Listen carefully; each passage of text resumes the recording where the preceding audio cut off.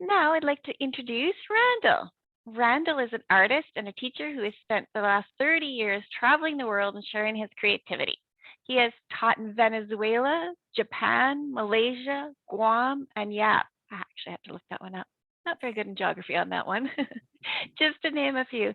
And he's currently teaching as a graphic design at the Prairie College and Visual Arts in Rosebud School of Art. His favorite trick at the moment is painting 15-minute large portraits for fundraisers and festivals. That's amazing. Take it away, Randall. Oh, okay. Oh, I'm Hi backwards. there. Take it away, Randall. It's different on everybody's screen. So this is going to be interactive, so I highly, highly recommend that you do turn on your cameras. Among other things, I'm going to want you to be able to share what you draw just by holding it up, because you are going to be drawing. So you're going to need pencils and maybe a sharpener if you go through a lot of pencils quickly, maybe an eraser. White erasers are the best. But definitely lots of paper, because we're going to be trying several different things. Some of them are really fast, and so we're going to be doing a number of them. And yeah, if you've got color things to play with, if you've got crayons, pencil crayons, paint, markers, whatever, that's an option you can bring along as well. Okay, before we begin, I'm just going to speak a bit about where we are.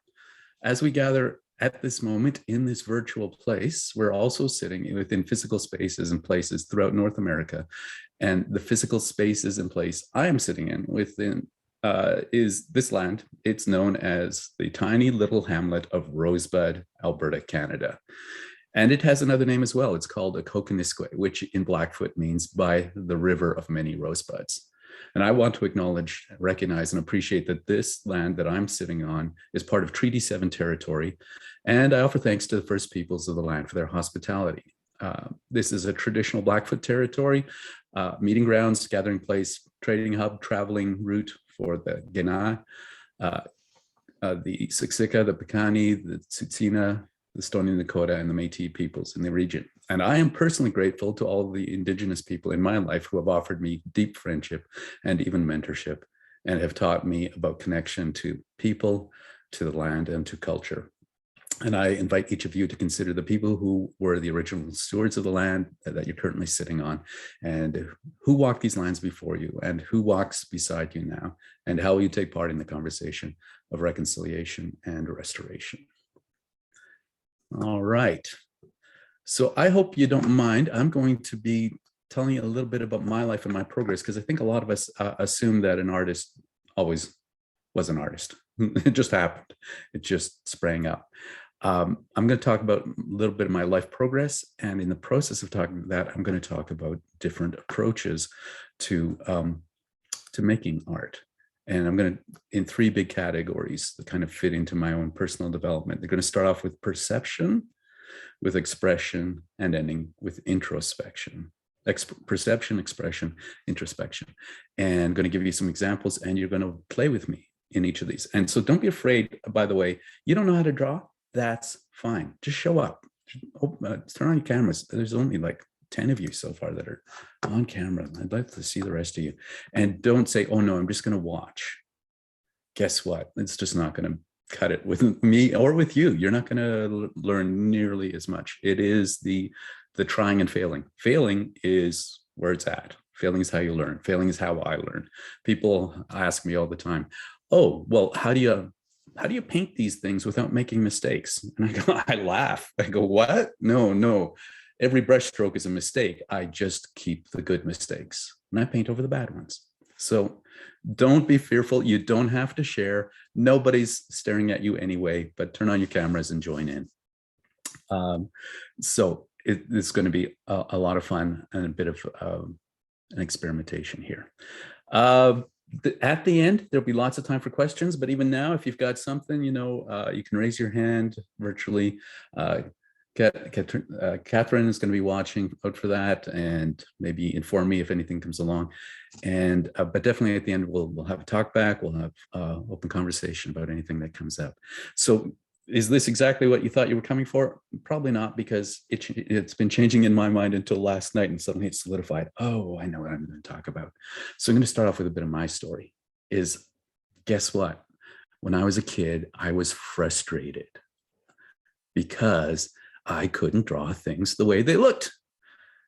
Probably the same thing that at a lot of point for a lot of you might have stopped you from drawing. You got to a point probably around the age of 9 or 10, and you were all art makers.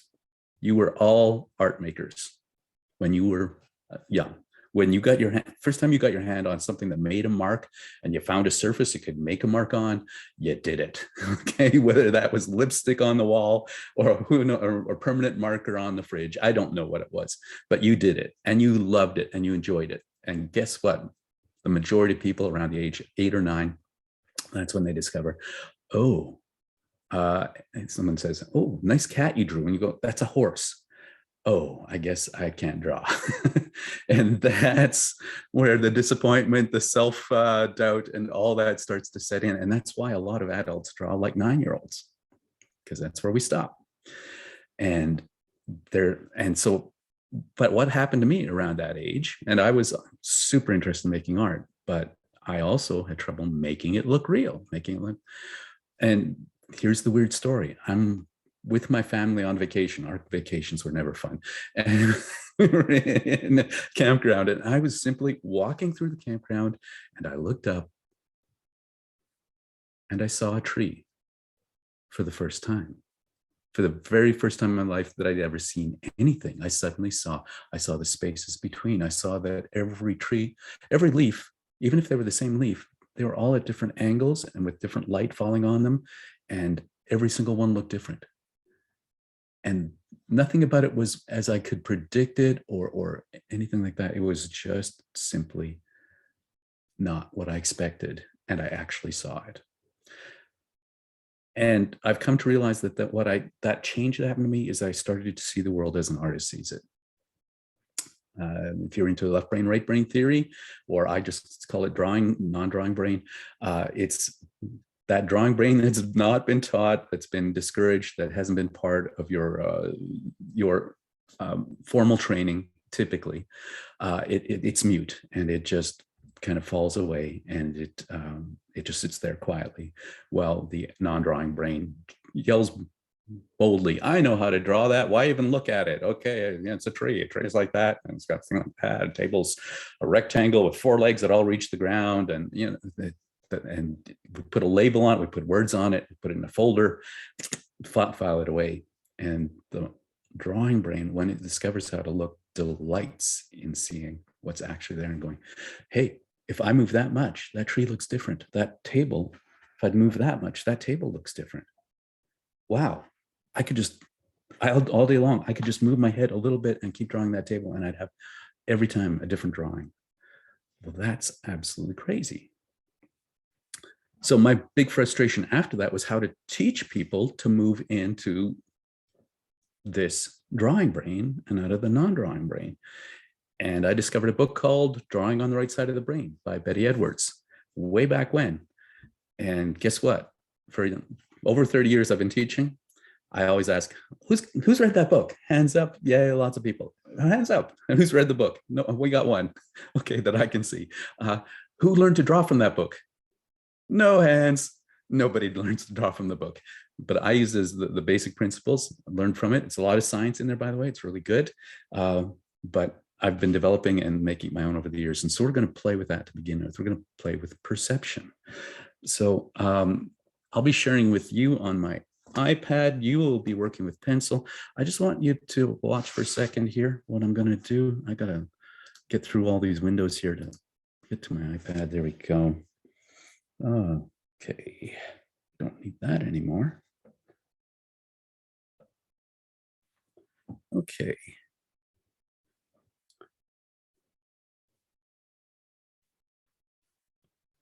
So just checking. Okay, there we go. So you won't be able, well, I don't know which is better, this or the overhead shot to see what I'm doing, but I think for the first part, we'll just go with the iPad. And yeah, so either way we can go. Just let me know what you prefer. But to begin with, all I'm going to do is, where's the camera? There we go. All right, I'm going to discover a bug. And if you got any kind of phobia with bugs, make it a nanobot, just a tiny little robot. And he's on the edge of my hand right there. I can spot him. And what I'm going to do is just pinpoint where he is. Oh, he's moving. And I'm going to very slowly and deliberately follow him. He's tiny, so any tiny little crevice, he has to crawl down into it. Oh, okay. I just discovered something. If I have both eyes open, I see him from two different directions entirely. So I need to close one. I'm going to stick with that. And I can't get ahead of him or behind him because then I'll lose him. Oh, he's going down this little, oh, he jumped. He's over here now. Okay. And he's really slow, but he jumps fast. And like I said, I can't get ahead of him or behind him. I will end up losing him or her or it or them. Oh, jumped way back up here again. Okay, following. Oh, now down another wrinkle. And just, this thing's going along edges. Every time it finds an edge. And it doesn't go on a long trek all the way around everything. This is hilarious. A bug just landed, actual bug just landed on my arm. Maple bug. Oops, now I'm laughing. That's no good. Okay. He's crawling up my arm. Anyway, I'm following the bug. And there he goes. And he jumped back over here. Okay. And just be with me in this process, because one of the beautiful things about the brain is if you're watching someone with intent and with curiosity and with deep focus, your brain fires not as if you were watching them doing it, but as if your muscles were doing it themselves. Your brain is firing as if you are drawing with me. So it's a great way to start learning. And then you have to actually do it yourself. Well, there we go. How crazy is that? What I drew was, or I didn't draw anything. I just followed the bug as he crawled up around this area. Okay. And you can see that there's kind of a bit of knobby stuff in my knuckle, my fingernail, and the folds underneath. So that's all that's about. Okay, did y'all see that? Good. Maple bug, go away. I'm done with you now. Okay, but what did I not do? Put it in the chat if you want. Where did I not look?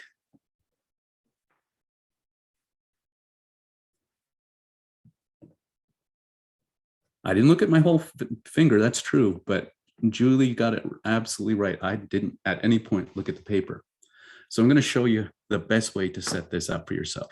This little exercise is to literally have your paper here on the desk, your pencil there, and your hand resting on your chair somewhere behind you.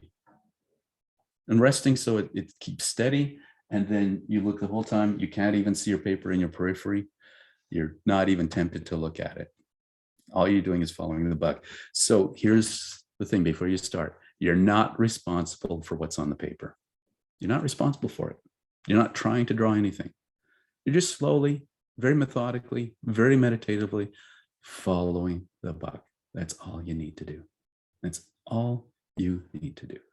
So can we get the full view of everyone now? Go to the gallery view. So I'm going to be watching you.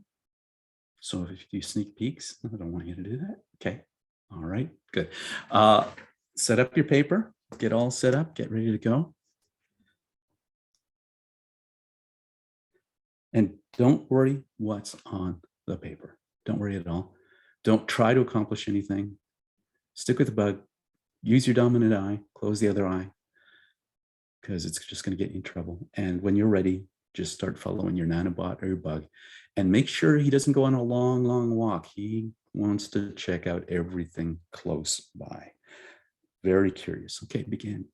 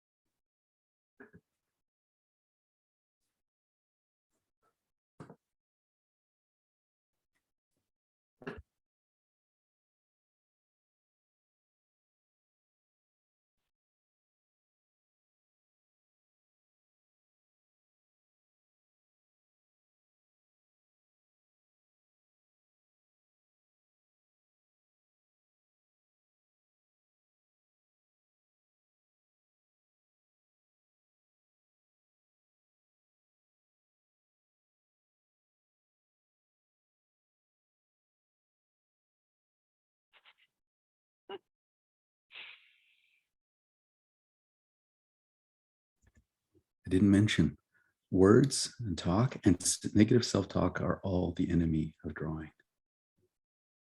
That's why we've got silence right now. It might be unusual.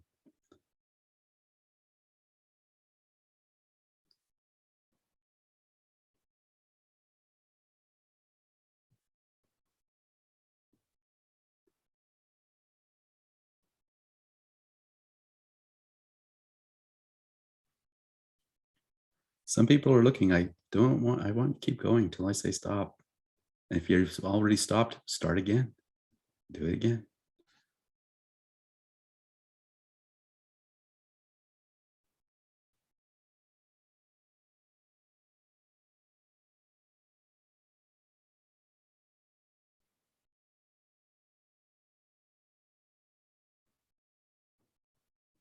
Takes a little bit of discipline, a little bit of focus. We can do it.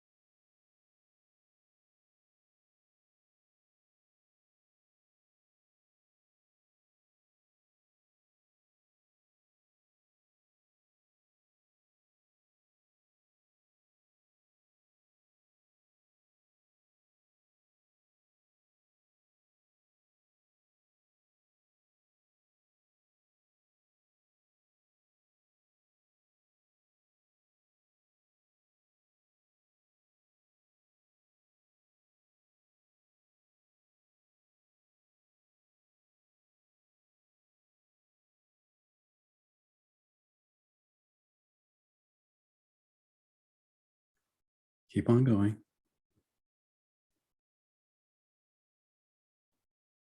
Keep it slow.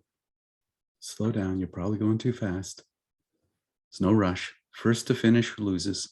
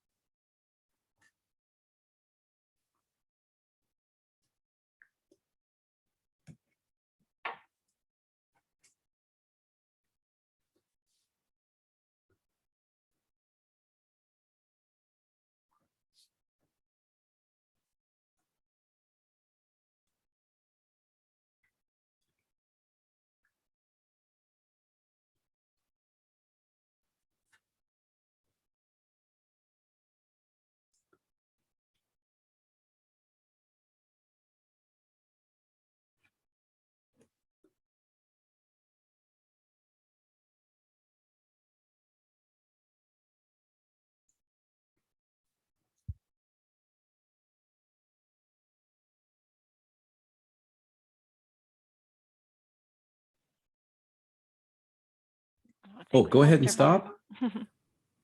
Unmute your mics if you want. I want to hear what your reaction is. Take a look at your drawing. Boy, my bug sure doesn't look like your bug. I don't know if you guys you're able to. Oh, Taria, I empathize. No lead in your pencil. No graphite. Well, there you go. You did a virtual drawing. That's conceptual art. So that's really high level stuff. Okay.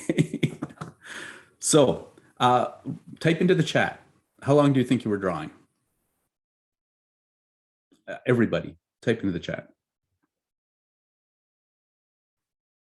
4 minutes, 5 minutes, 5 minutes, 5 minutes, 4 minutes, 4 minutes, 10 minutes, 5 minutes, 4 minutes, 5 minutes, but felt like forever. So somebody was timing 4 minutes, 7 minutes. Thumb twice. Oh, okay. 5 minutes. Okay, everybody, wow, you're a bunch of realists. Okay. So here's this was a little 5-minute exercise. Okay. And typically what happens is divides into three groups. The realists that say about 5 minutes, and eventually you get to be more artistic than that. The people who say 10 minutes or 15 or forever.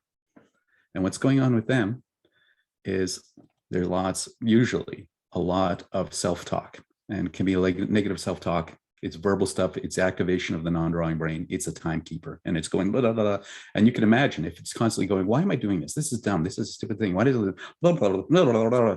It feels like forever because you have to put up with that noise. Now you get the other people that are going like 2 minutes, 1 minute. It was 3 minutes.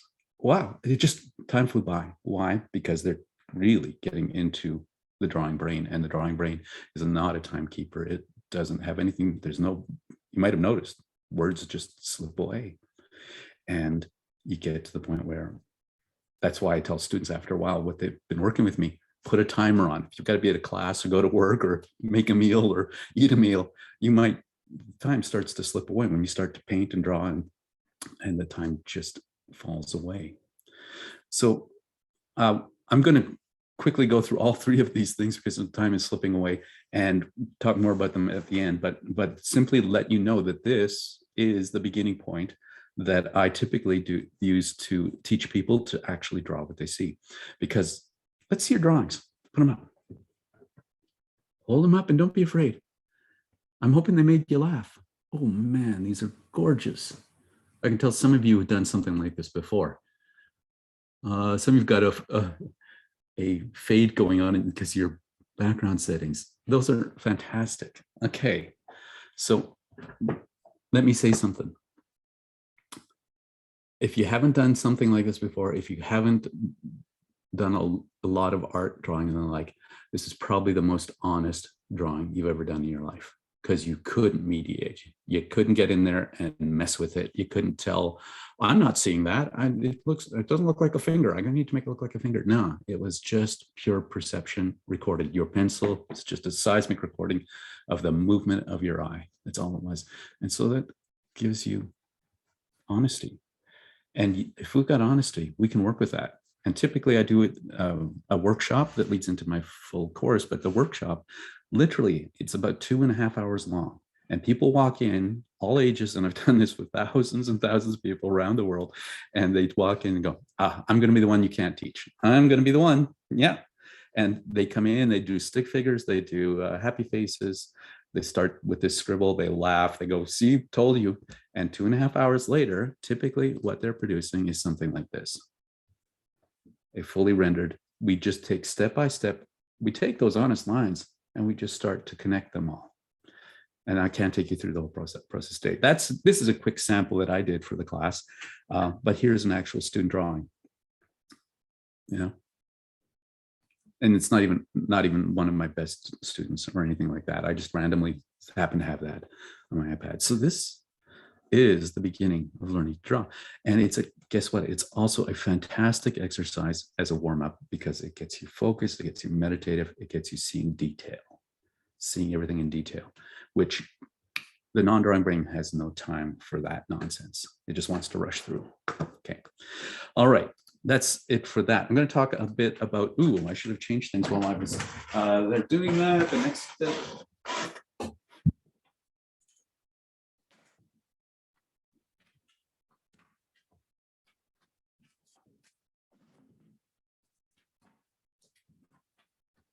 Ta-da!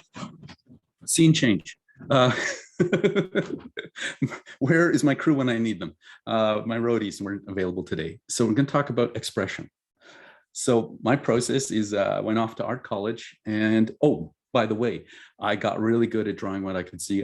As a teenager, I did pencil drawings that people literally couldn't tell from photos, even holding them in their hands. And it wasn't until I told them, hold it up and then see where it's shiny. Notice it's only shiny where it's gray and it's not shiny where it's white. It's because it's graphite. That's how they could tell it was a drawing, not a pen. But that gets tiring after a while. And then there comes a point where you want to be more expressive, potentially. I mean, for some people, that's fine. That's where they want to be in their life. And also, if you're wanting to literally teach and show things or be in a meeting and express things. But should I say this now? Last year, I taught a very practical workshop on how to use stick figures to express your ideas more quickly in meetings and things like that. And that video is now on my YouTube site. So you can see the whole workshop from last year if you want, that pragmatic one. This one's a bit more of a holistic look at things. So we're going to look at this second thing. And should I show you some things first? Yeah, well, I found that in art college, I wanted to get more expressive and do things emotionally, and it also meant moving faster because everything took me days and weeks and months. And then I got to the point where I do a painting in an hour or whatever. So this is a 20-minute portrait there. This painting, I think I worked on it for weeks and weeks, but the final painting over top of everything, I changed everything in about an hour, hour and a half. That's way back when. And as we talked about, this summer I've been doing 1-hour paintings of outdoor concerts we've had here in town. This is a giant painting that needs some fixing, but this is one of the 15-minute paintings I do at events. 15-minute portrait of a stranger that I've never met. And so Those are great, Randall. are not great photos, but those are examples of 15-minute paintings. Okay. A lot of that came out of doing lots of demos for students. So we're going to try something a little different approach. It's going to be about fast and about perception.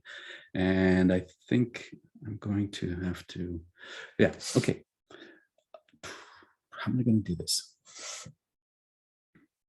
Because I didn't think far enough ahead on this one, but we'll do it. We'll make it happen. So I'm going to simply, oh, I know what I'll do. I'll grab a photo. Should have had this set up. How do I place a photo? Here it is. And I'm going to grab this. So it's a very different approach. It's going to be my sample. I'm going to work from. What we're going to do is, instead of following edges, we're going to work with energies, and we're going to start at the heart of whatever figure. And you can do this with hands and objects, but it's really fun with figures, animals, people, various things like that. So what happened? Seriously? Let's place that photo again. I must have hit undo somewhere. The beauties of doing things digitally. So we're going to start with the energy in the middle, in the heart. And this is going to be super, super fast. And what we're going to do is bounce that energy ball and let it go through the whole figure in about 5 seconds. And then keep going if we've got longer than that. And this is a way of capturing things in motion, or capturing things very quickly, or someone in pose that can't stay there very long. So I'll give you a demo here, and I'm going to start at her heart. And every line needs to be a fresh line. And so ideally, you're standing and you're drawing from the balls of your feet, you're jumping around, and lots of energy on a huge piece of paper. Well, we don't have that today. So we're just going to work this way. So just watch, and here we go.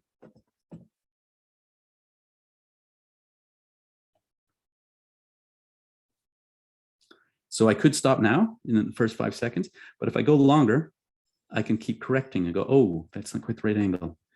And I start to get more of the volume of it and start correcting the angles. And you'll notice that the lines keep changing, and I don't get into any details. And I'm not drawing an outline at any point. I'm just adding more fullness to it. And I can correct it. Like if I go, oh, that leg's totally wrong, I can actually, so you can end up with a figure that has like 8 arms, you know, until you get the right one. Okay. So I'm going to show you what not to do. We don't want this stick figure. Okay. We don't want this. Call this guy the Michelin Man, or Mr. Slinky.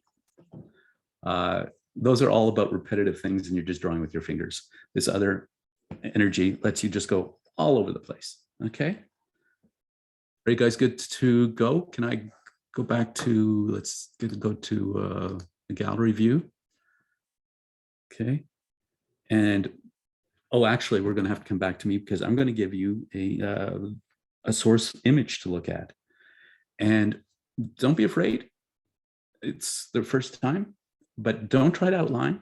Don't be repetitive, and just explore and try and get everything down in the first 5 seconds, and then repeat and correct as you go.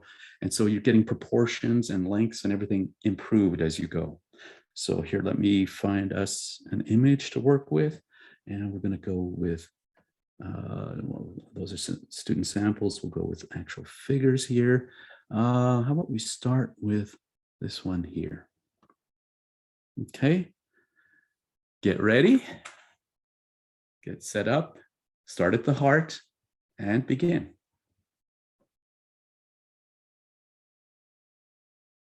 Okay.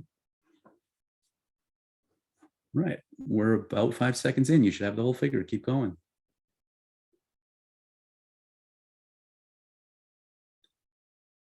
Okay. And stop. Let's go to group view and let's see. Hold up what you drew. Oh, gorgeous. Uh-huh. Nice. Oh, don't be so shy there, Aaron. Come on. I only I saw for a 0.2 seconds. Nice. Okay. So remember, you're not drawing the skeleton. You're not drawing lengthwise down you're bouncing this energy ball against the inside of the skin. And if you kept drawing for 3 or 4 minutes, which we sometimes do, you'd get to the point where the figure would get really solid. So let's do another one of these. It's really weird with you guys just being totally silent here, but oh, there's a nice one. I love it. Okay. So let's focus on me.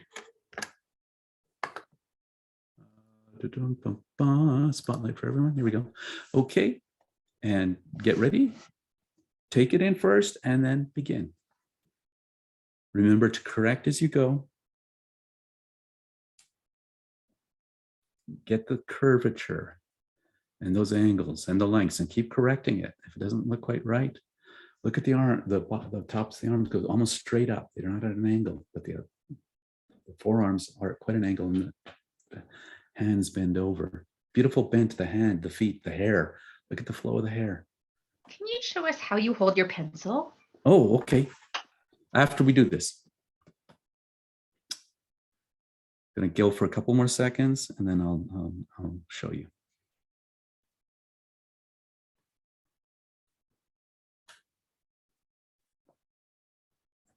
Praying mantis. Oh, that's great. Okay, stop. And let's go to, can I unpin me? Remove spotlight, there we go. And let's go to gallery view and everybody pop up what you've been drawing. You're all kind of tiny here, so I have to crane in. Those are gorgeous, gorgeous, gorgeous. Okay, so I'm just gonna quickly show you how I might approach this in terms of drawing. Let's go to the overhead cam. Look at the things we can do. It's taken me forever to get this set up working properly for me. Finally got it there. Okay, so let's pop in another photo. Grab.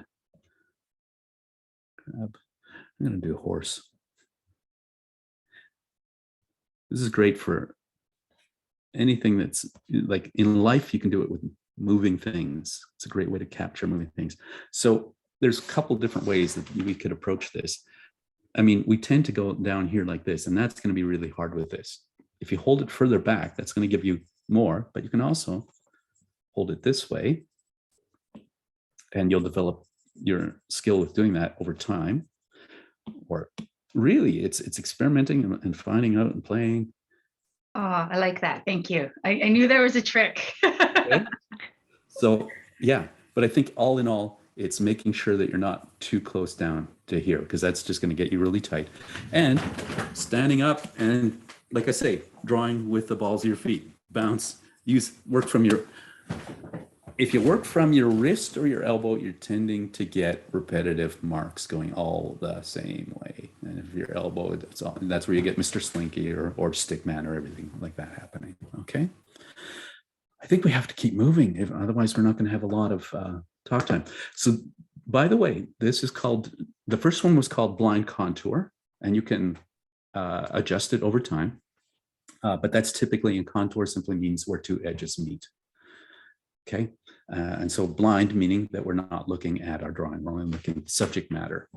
The app I'm using, Adobe Fresco. It's one of many that you could use, but I believe Adobe Fresco is free if you just get a free Adobe ID, and away you go.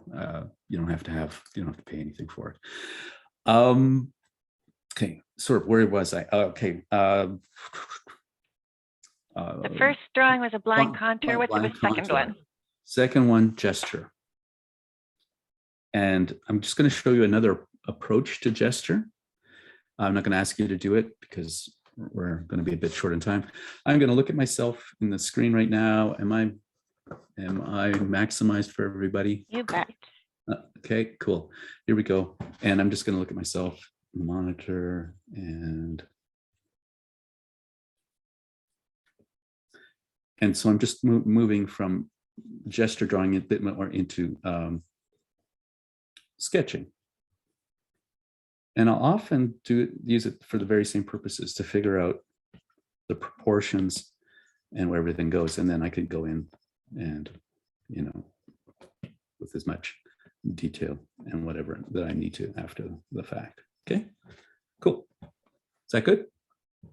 So it's very, very variable, but both of these are used by professional artists as warm-ups.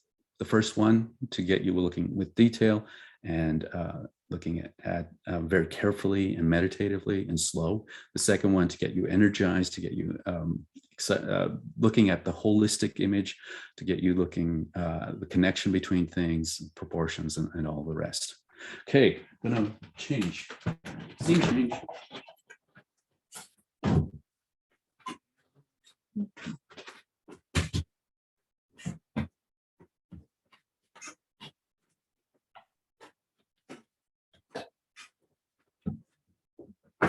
By the way, that thing over there, that's where I live. That's my house. So nice. You really need to talk to your helpers there. They're slacking. They're slacking off. So the last part is introspection, right? So as I got, and this is just the last couple of years, this has a lot to do with COVID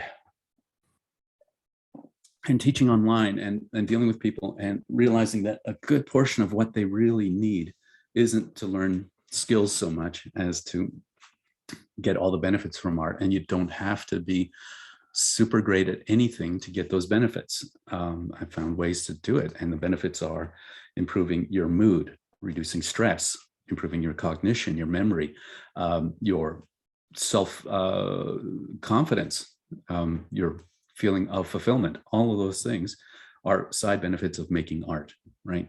And we haven't really thought about that through the years.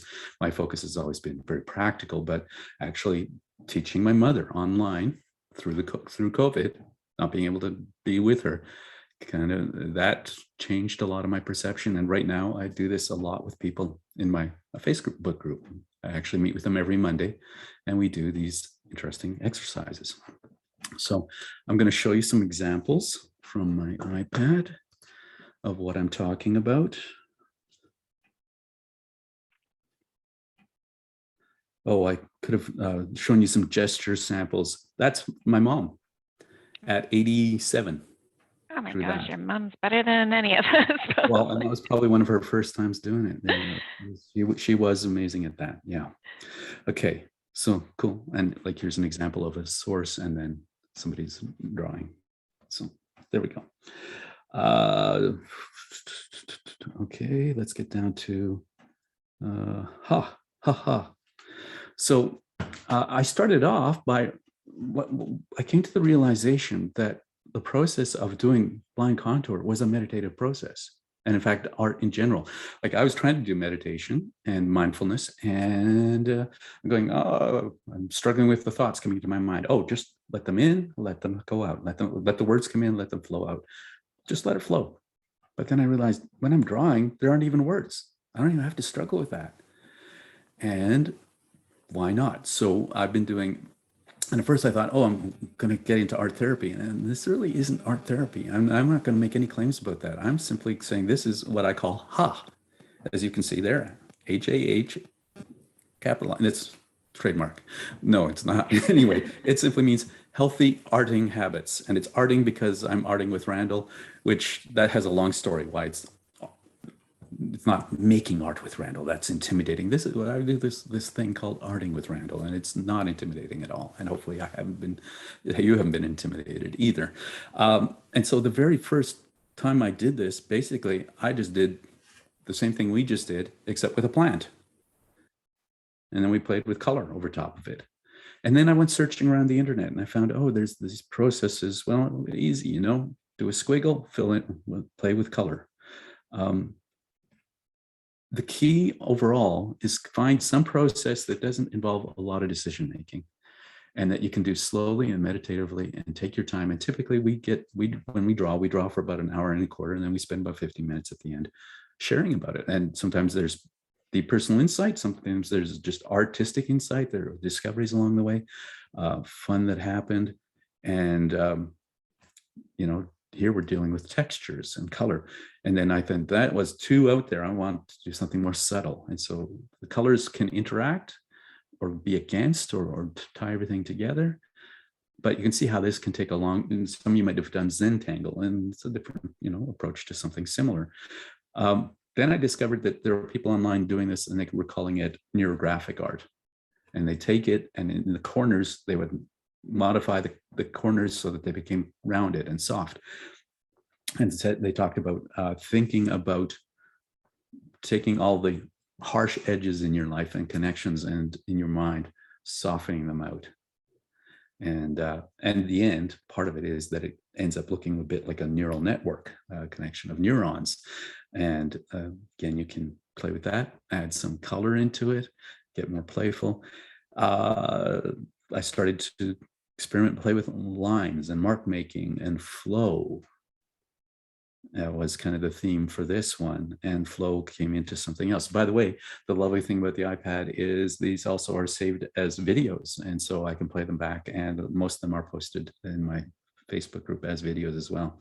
Sometimes just playing with pattern and light, shadow, and this one was just cloud inspired.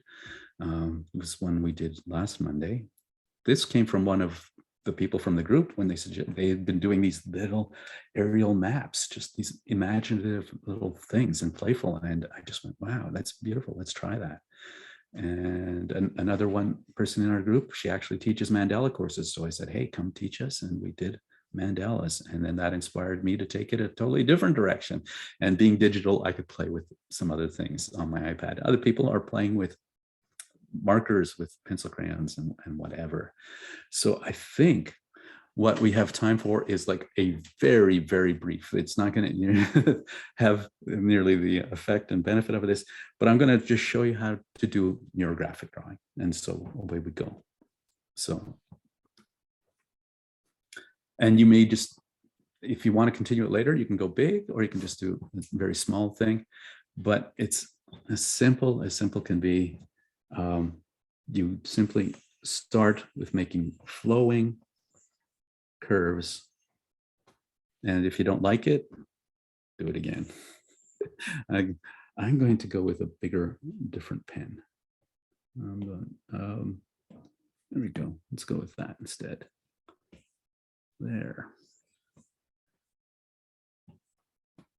And they can connect that way or some other way. Then, you know what? Why this isn't working? I'm doing it on the iPad, and I can actually control the smoothing. It's a little hard to keep it smooth when you're drawing on iPad on glass. So this will be smoother. There we go. And what you do after the fact then is simply go into these corners and taking your time and putting yourself in whatever mindset you want to. I mean, you can simply let thought go entirely, or you can think about smoothing up the sharp edges in your life, letting them just be connections instead of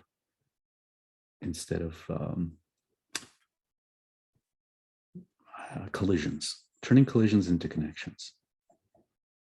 I think I just thought of that. I think I don't have to write it down.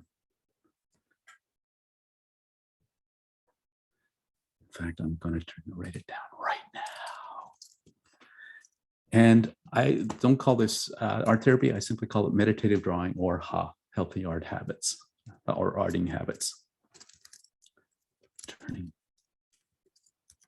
collisions into connections. Well, we're glad that we had to be an inspiration for you. Oh, every time I get inspired. And I'm zooming way in so you guys can see what I'm doing, but you know, whatever. And you know, turn your paper to make it easy. And this one really actually connected me to my childhood too, because I did so much ink drawing, and I spent so much of my time trying to make smooth lines and connections. So it has that connection for me as well. So go ahead and play. The spotlight so I can see you guys a bit better again.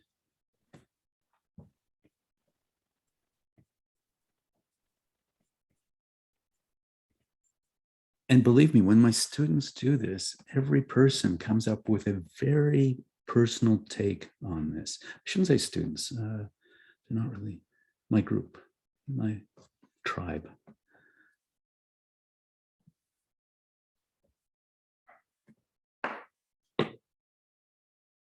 And it's always a surprise when they hold their drawings up at the end and go like, oh, I never would have thought of doing it that way. Oh, that's so cool. That's interesting. That's unique. Oh, I'm going to get inspired by that. I'm going to try something like that.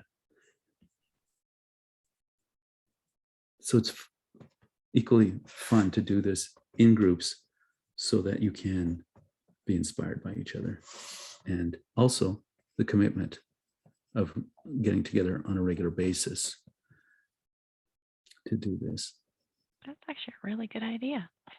Yeah, it's like, hey, meditate together. And guess what?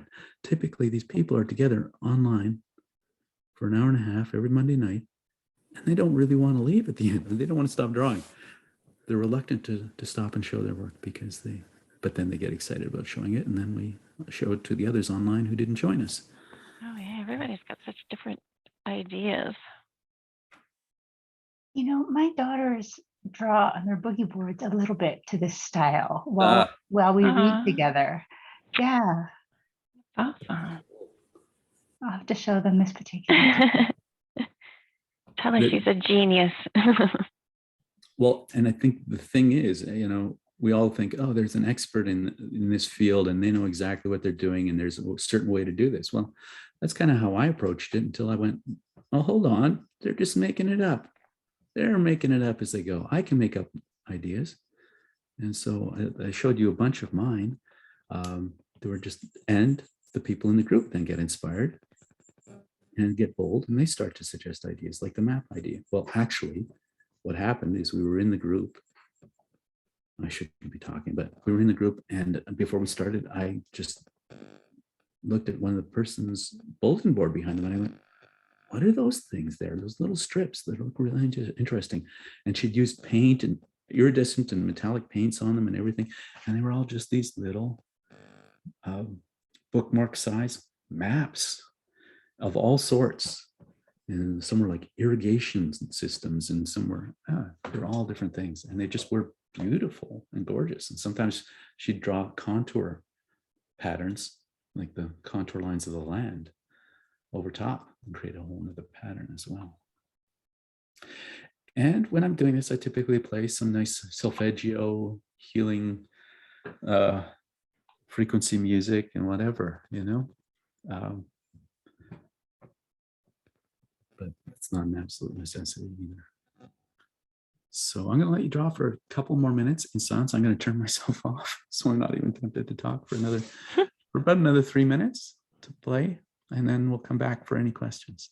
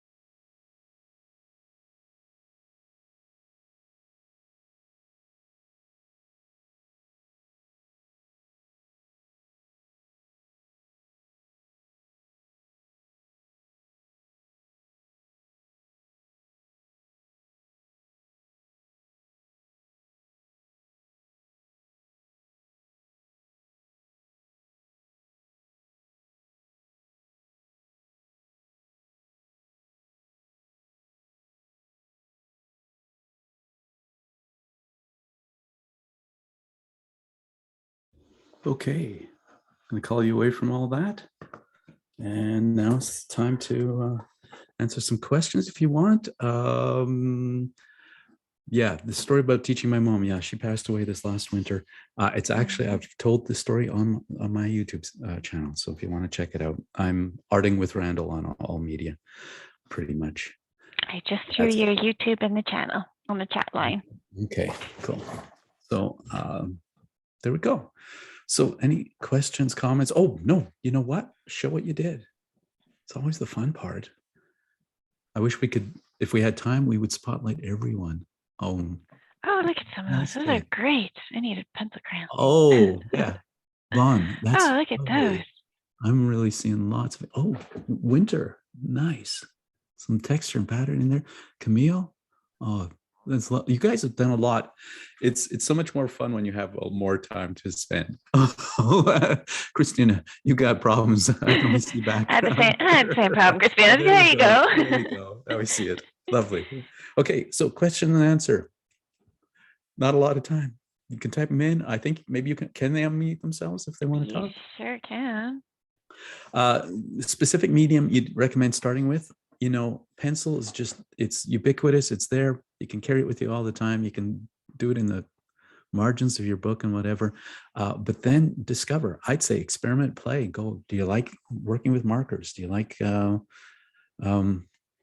pencil crayons, watercolors? I haven't done watercolor for years, so now I've ended up doing a bit more because I'm teaching, but I'm doing digital watercolor all the time. I'm having such fun with it. Also do digital oil painting. That's one of the beauties of this. I can actually mix oil painting with watercolor and then erase.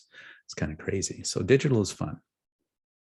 And if you're thinking of great programs, you want to pay a bit more, Procreate, fantastic, and ArtRage. But Procreate, I think, is kind of the best of the best. Oh, that's great. Now I gotta start whipping things up. So Adobe Fresco, a great starter because I can do watercolor, oil paint, all sorts of things in here, as I showed you. I am so excited. Anybody else have any big questions before we make any other announcements here? Well, I just want to, before everybody disappears, I just want to make sure to do a quick shout out to all our partners. Without them, I4 would not be possible. It's been amazing, and we are totally sponsored by, or totally run by all of our partners here. And make sure that you all join in for our last plenary session with Claude Silver at 2 o'clock. Don't miss it. It's going to be great. And thank you so much, Randall. I think we've got actual artists now blooming. It's been a delight, and definitely feel free to contact me. As I say, Arting with Randall on Facebook, on YouTube, Instagram, and I've got a Facebook group if you want to get involved, and I will be launching some online classes and stuff fairly soon. So awesome. Yeah. Thank you, Randall. Okay. Been great. Thanks, everyone.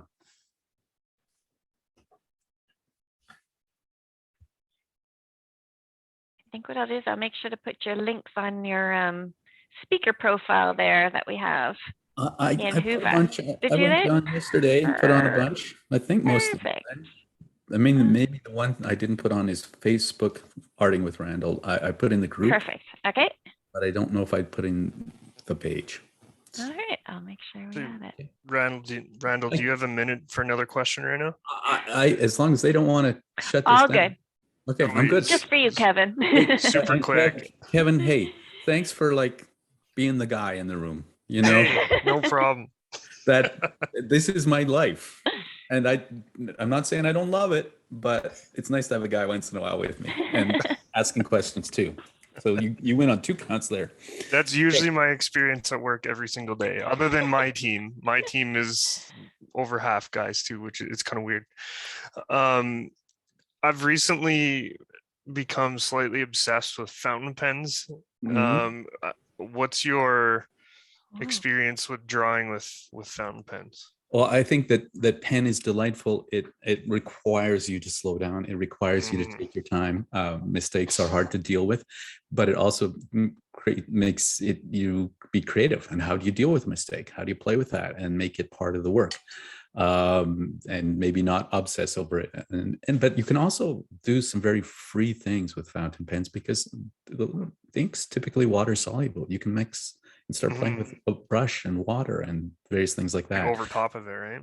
Yeah, and play with it and move it around. I myself, when I was young, I started maybe with fountain pens, but then I got into actual dip pens, and I bought every single kind, all the different nibs and shapes and calligraphy ones and whatever, and I just played with every kind of ink drawing there was. Now, again, I do most of my ink drawing digitally. It's a lot more forgiving and easy, and I just carry my pad with me. But there's something beautiful about an ink drawing that's real, and you know the care that someone had to put into it to make. I've got a friend who lives next door who does just most amazing pen and ink drawings. So yeah, sounds good. Does that answer your question? Yeah, I think so. Sure. Wait and see those creations there, Kevin. Yeah, it'll be a while. After you finish covering me for my other part of my job. Yeah, exactly. So what do you do? What do you do? Myself? Yeah. So I'm in process improvement. So I work with basically any area within the province that has a project that they need some help with, and then we do some improvement teaching. So, and while Catherine has been organizing this, I've been covering for some of our education coordination stuff. So okay, awesome. Yeah, you guys all work together. Excellent. Yeah. Lovely. Well, thanks a lot. Thank you. Yeah. It's been a delight. Nice Appreciate to meet it. Nice to meet you. Take it easy. you. Okay, you too. Thanks, Randall. do. Again, it was awesome. I'll Bye. make sure to